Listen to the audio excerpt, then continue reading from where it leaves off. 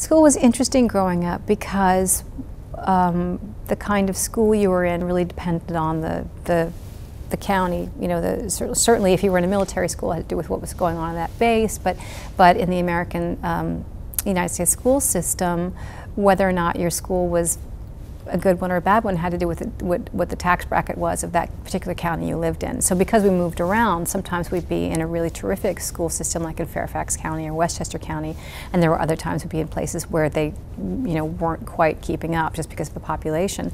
I mean, it's an interesting thing for me because I work with Save the Children on U.S. programs, which really is about trying to fix the disparity in U.S. education. The fact that they're huge, you know, we're all promised the same education, but we don't receive it. And it's something that I saw firsthand growing up, you know, going from a school where everybody was excelling and thriving to a school where maybe there wasn't quite enough money for supplies, there weren't as many teachers, there was overcrowding.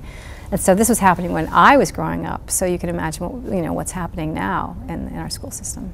Basically, what Save the Children does in U.S. programs is go into areas where there's not enough support economically and offer support to the area in terms of employment and preschool programs and after-school programs and literacy enrichment and book donation.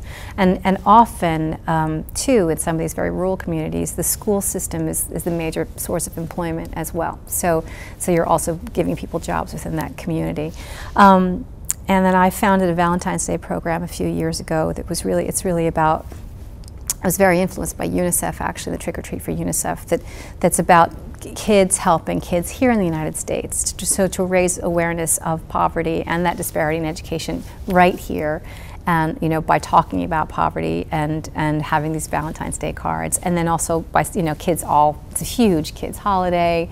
You always have to buy the Valentines. You may as well buy something where the money is going to help other children in the United States.